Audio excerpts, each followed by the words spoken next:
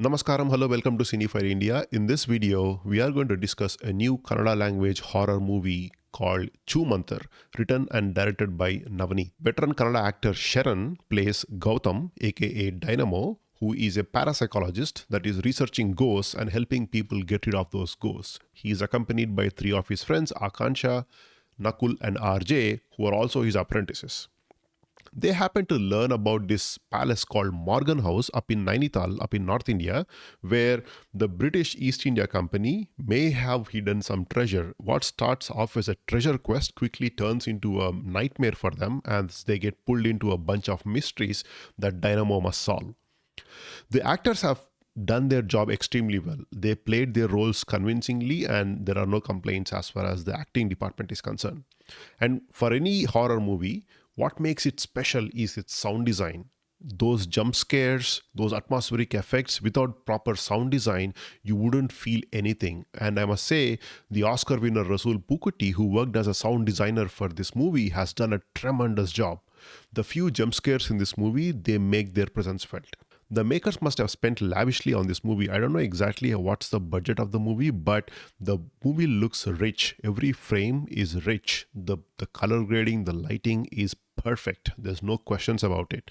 I did feel that the framing or the scene blocking could have been slightly better, but it's still good. And a special call out for using practical effects in certain scenes rather than going the easy route and performing VFX.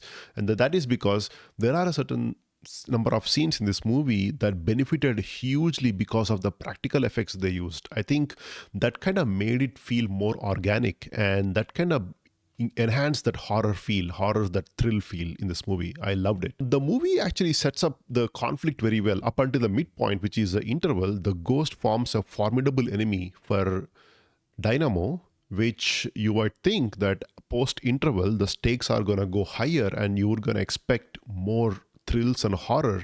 However, this is where the writing kind of suffers quite a bit, because the first half of the movie is true to its horror genre. They set up the characters very well, they set up the backstories kind of well, and the interval, it ends with a banger of a twist that I can guarantee you wouldn't have expected. However, the second half, the writer Navaneeth, I don't know why he thought of making it a horror comedy of sorts.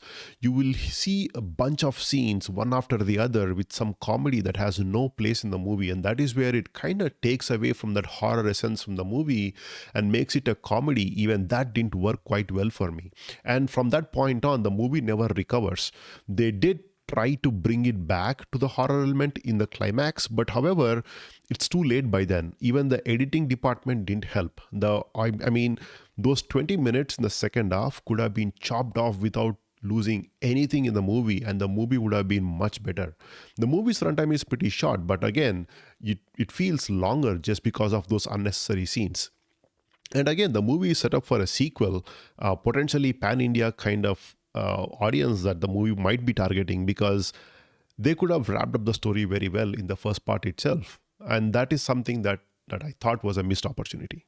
Typically, horror movies end up being one-dimensional. What I mean by that is, the writers, they usually attach a lame backstory for the horror elements, which end up being unconvincing or gets repetitive because they follow the same pattern in every movie. Luckily, in this movie, the backstory is slightly different. You probably wouldn't have expected so far. And again, the screenplay is written such a way that there are enough unexpected twists that you are watching for the first time. And that is what makes this movie special compared to other horror movies. It's not so much on the horror part of it that I like the movie. It's about the thrilling elements that I actually liked it. The twists that were unexpected, coupled with terrific sound design, is what kept me engaged with the movie.